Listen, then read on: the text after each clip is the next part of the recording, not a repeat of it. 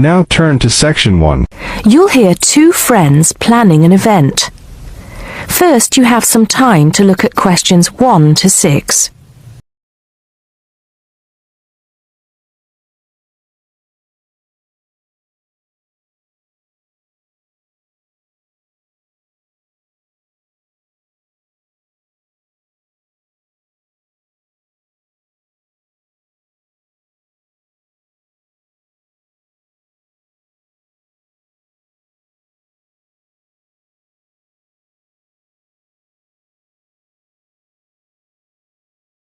Now we shall begin. You should answer the questions as you listen because you will not hear the recording a second time. Listen carefully and answer questions 1 to 6. Hello, Joan. I'm glad you could come. Hello, Peter. What's up? Is something the matter? No, everything's fine. It sounded urgent on the phone. Did it? It's just that I've had this idea and I wanted to see how soon we could get it off the ground. Well, don't keep me in suspense. You know they're planning to close down the local clinic. It was in the newspaper yesterday, but most people have actually known for some time. Well, I thought we should do something about it. What did you have in mind? I thought we could organise a charity event and donate the money to the clinic. I know it doesn't sound like much, but it will show the local council how we feel and that we mean business. That'll take quite a lot of organising. Why don't we just hold a protest outside the town hall? A protest would take just as much organisation as an event like this. Besides, I think fewer people would turn up. A village fair or something like that would attract more people and get money for the clinic. People are more generous when they're enjoying themselves. OK then, it sounds good to me. How do we start? First, we put our heads together and come up with a list of people who'll be willing to help and people who can provide us with some of the things we need. For example, we might need a caterer to provide refreshments, a rock band for entertainment, tents and so on. Then, we do a lot of telephoning around and try to get everybody together at the same time in the same place. Sounds like a lot of work to me. But that's only the beginning. First things first, though. Let's decide now on who to get to the initial meeting and where and when to hold it. Fine. Well, the village hall would be the best place to have the meeting. It's not as big as the youth club, but it's warmer. There'll be no problem getting permission to use it. But I suppose it depends on how many people we invite. We don't want too many, otherwise the meeting will go on too long and nothing will get decided. But the village hall is a good idea. It's more official than having it in someone's living room. How many? 6 or 8 people to start with? 10 at the most? OK, now we have to decide on a suitable day and time. Suitable to everybody, I mean.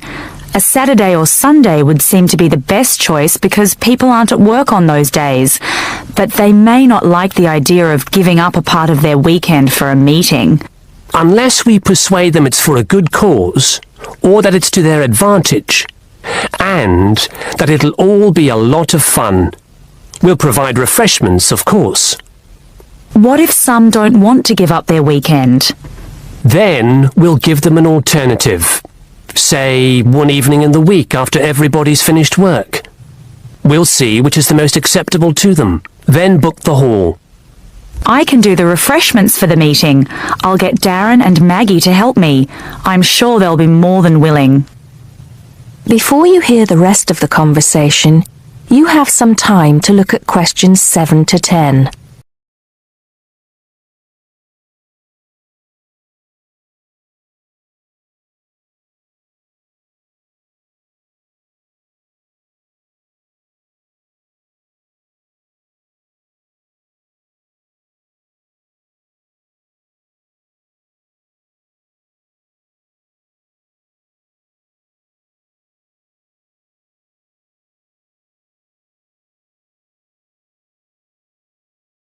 Now listen and answer questions 7 to 10. So, what's next on the agenda? A list of who we want at the meeting. Yes, of course. Obviously, we want someone from the clinic. I think Dr. Perkins would be best. He can tell us exactly what the financial situation is there.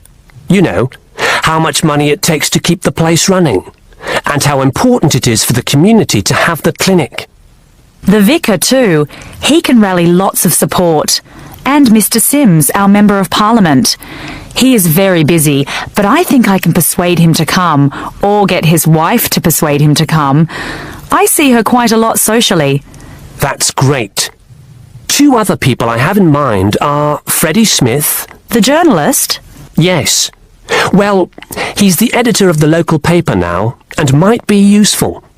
He might let us advertise for free, and he'll know how to go about getting leaflets and posters printed. That's another thing.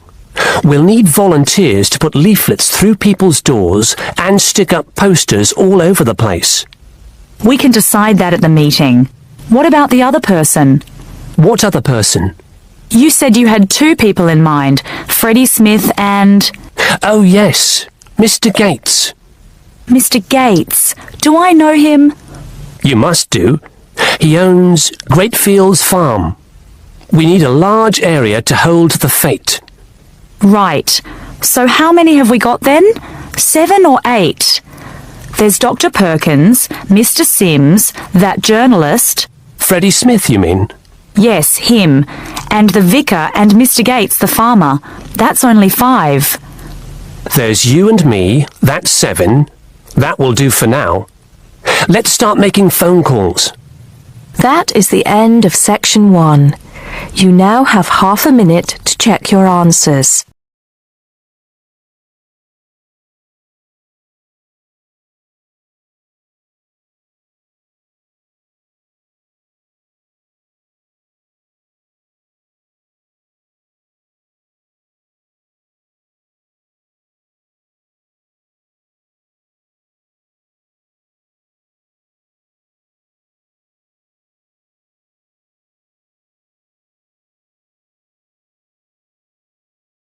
Part 2. First, you have some time to look at questions 11 to 15.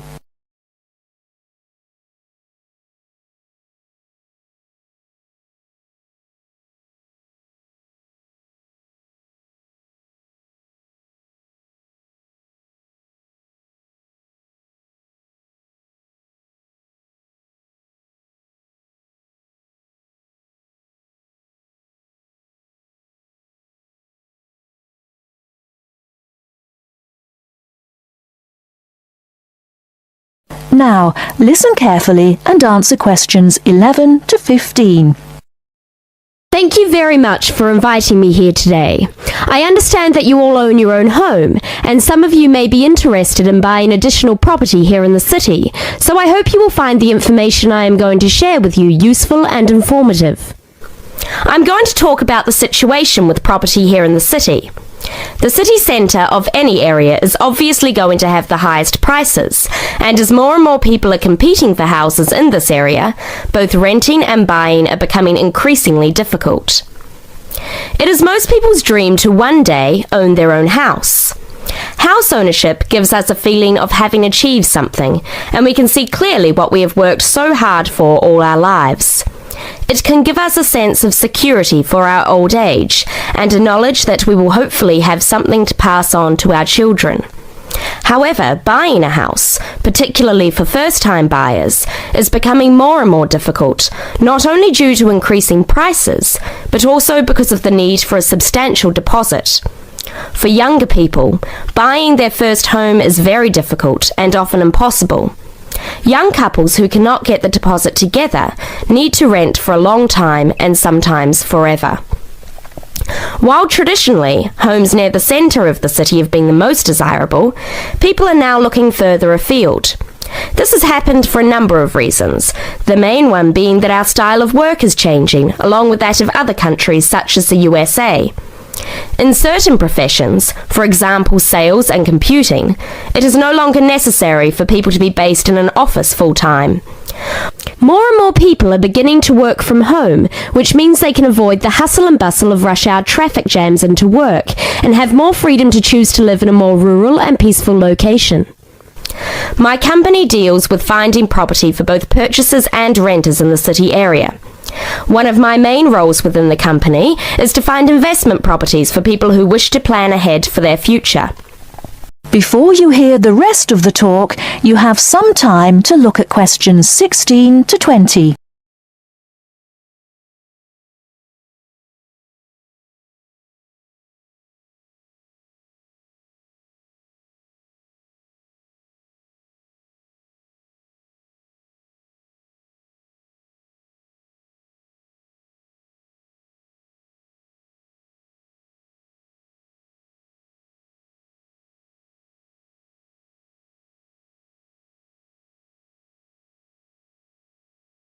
Now listen and answer questions 16 to 20. An investment property is usually at the cheaper end of the market. People buy investment properties not to live in, but in addition to their own home in order to rent it out to other people. The advantage of putting your savings into property for the future is that you can be pretty certain that, as a long-term investment, your money will safely increase in value in line with inflation. Many people are turning to property investment instead of pension schemes, as we hear the horror stories of countries such as the UK, where people have invested all their lives into their pension schemes to find that now their money is relatively worthless. Houses automatically earn what is known as capital gains. That is, for every year you own the property, it becomes more valuable and often gives a better rate of interest on your money than most banks do. However, that is not to say there are no risks.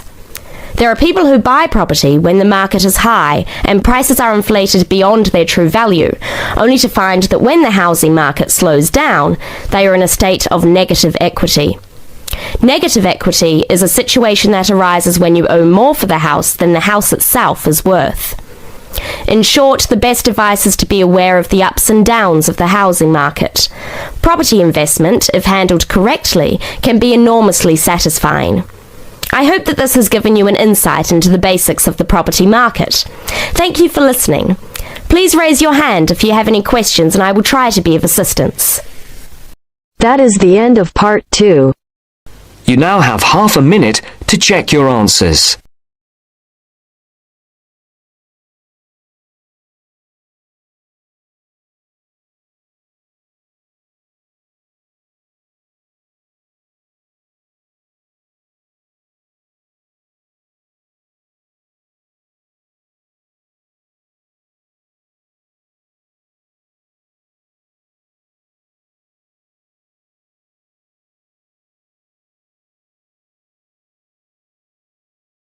Now turns to part 3.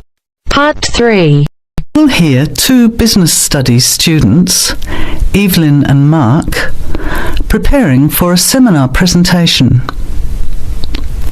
Before you hear the conversation, you have some time to look at questions 21 to 25.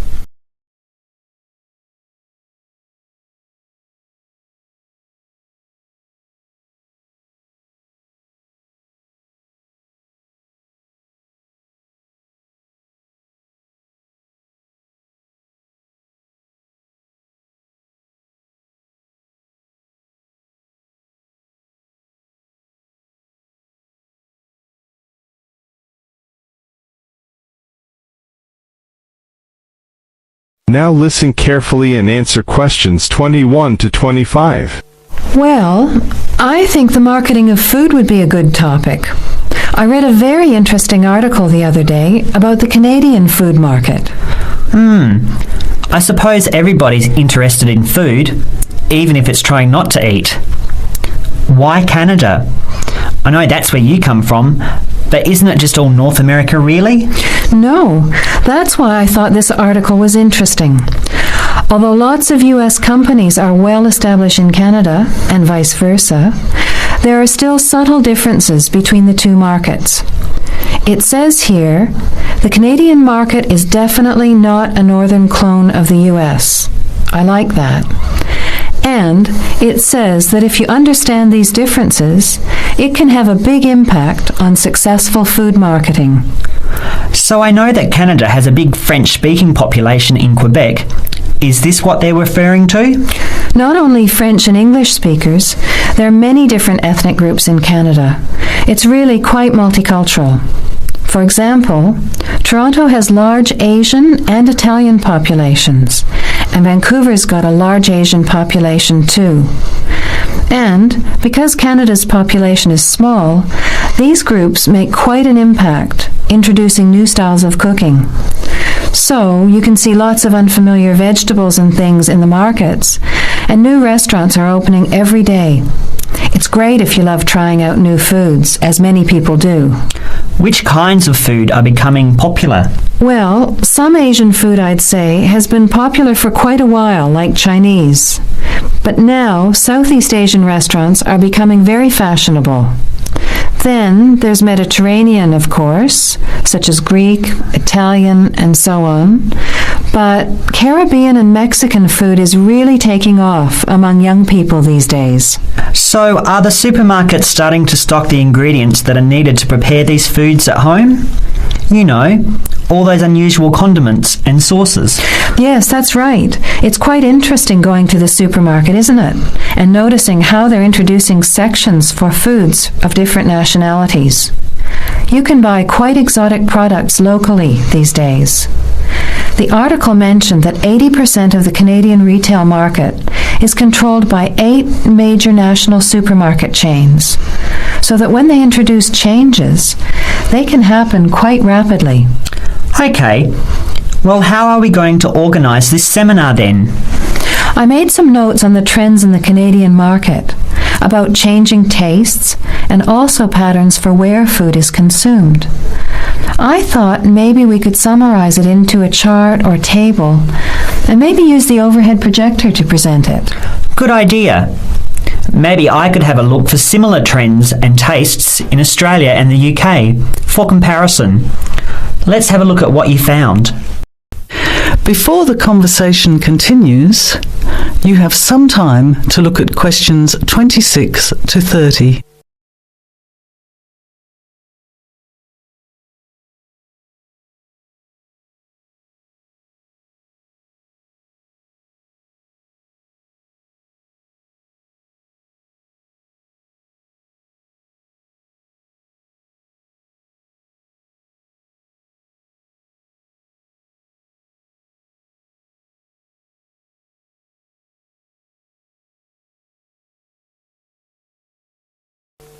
Now, as the conversation continues, answer questions 26 to 30. The most significant trend, it seemed to me, was that Canadians are definitely interested in healthy food. For example, did you know that salads are the 3rd most commonly eaten food in Canadian restaurants? Really? What about organic food then? Is that becoming more popular? Yes, it's definitely moving into the mainstream compared to a few years ago. And a recent survey showed that 4 out of 5 shoppers said that they check the fat and nutritional information on the packet when they're deciding what to buy. What other trends did you find out? There's one change I noticed straight away when I was home last year in the meat department. You know, here the meat packaging says rump steak or 4-quarter chops and so on.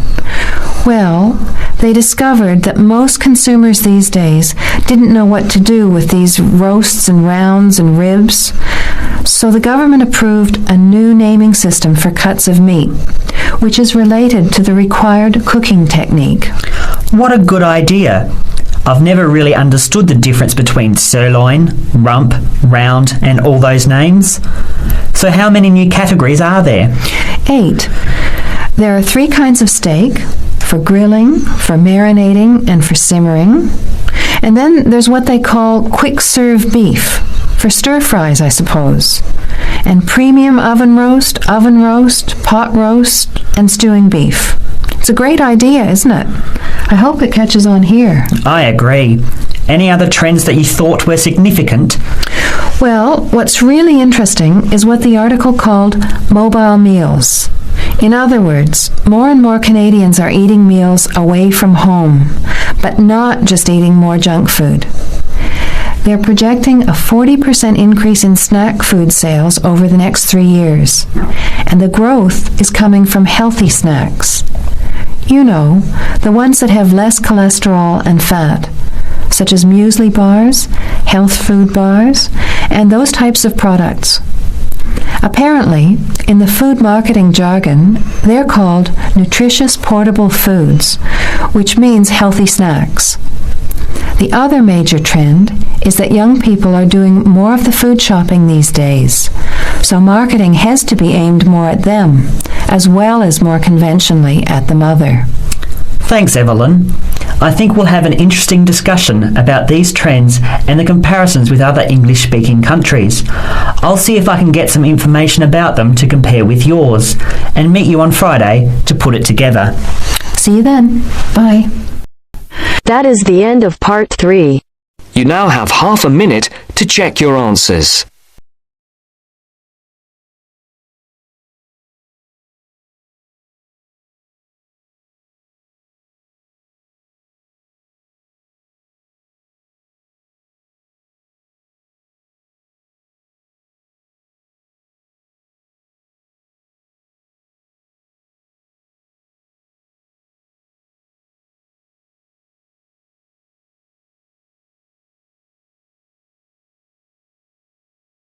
Part 4.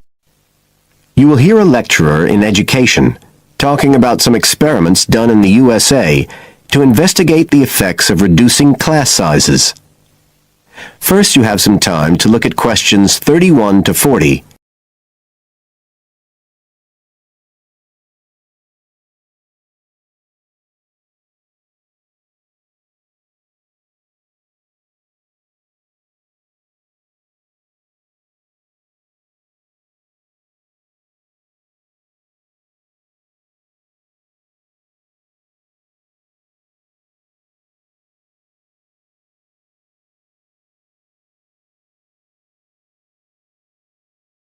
Now listen carefully and answer questions 31 to 40.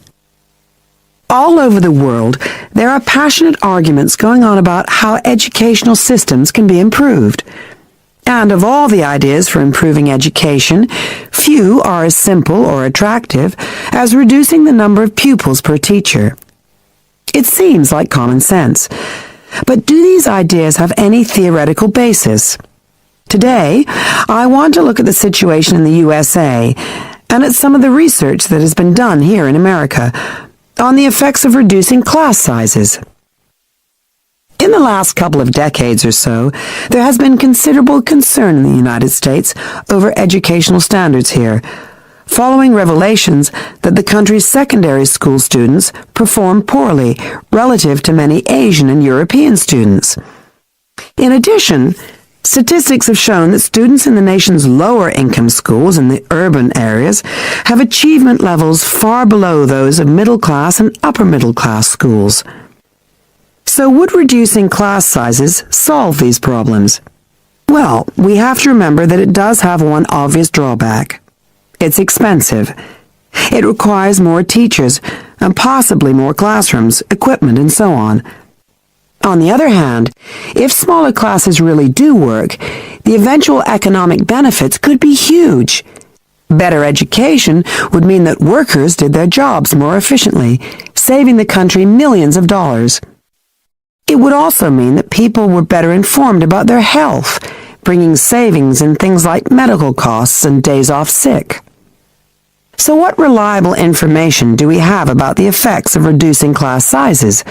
There's plenty of anecdotal evidence about the effect on students' behavior, but what reliable evidence do we have for this? Let's have a look at 3 research projects that have been carried out in the USA in the last couple of decades or so. The first study I'm going to look at took place in the state of Tennessee in the late 1980s. It involved some 70 schools. In its first year, about 6,400 students were involved, and by the end of the study, 4 years later, the total number involved had grown to 12,000. What happened was that students entering kindergarten were randomly assigned to either small classes of 13 to 17 students or regular-sized classes of 22 to 26. The students remained in whatever category they had been assigned to through the third grade, and then, after that, they joined a regular classroom. After the study ended in 1989, researchers conducted dozens of analyses of the data. Researchers agree that there was significant benefit for students in attending smaller classes, and it also appears that the beneficial effect was stronger for minority students. However, there's no agreement on the implications of this. We still don't know the answer to questions like how long students have to be in smaller classes to get a benefit, and how big that benefit is, for example. The second project was much larger and took place in California. Like the Tennessee study, it focused on students from kindergarten through to grade 3, but in this case, all schools throughout the state were involved. The experiment is still continuing, but results have been very inconclusive, with very little improvement noted. And the project has in fact also had several negative aspects. It meant an increased demand for teachers in almost all California districts. So the better-paying districts got a lot of the best teachers, including a fair number that moved over from the poorer districts. And there were a lot of other problems with the project. For example, there weren't any effective procedures for evaluation. All in all, this project stands as a model of what not to do in a major research project. A third initiative took place in the state of Wisconsin at around the same time as the California project began, and it's interesting to compare the two. The Wisconsin project was small. Class sizes were reduced in just 14 schools, but it was noteworthy because it targeted schools at which a significant proportion of the students were from poor families, compared with California's one-size-fits-all approach. Analysts have found that the results are very similar to the Tennessee project, with students making gains that are statistically significant, and that are considerably larger than those calculated for the California initiative. Now, I'd like to apply some of these ideas to the latest. That is the end of part 4. You now have half a minute to check your answers.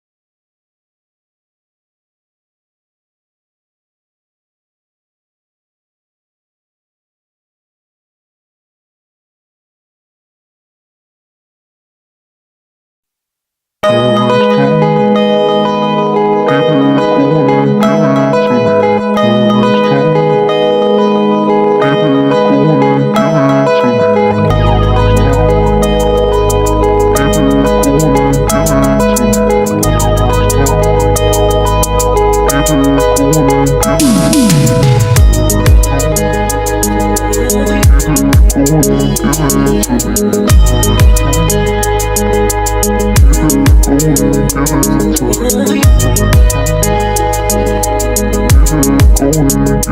to me.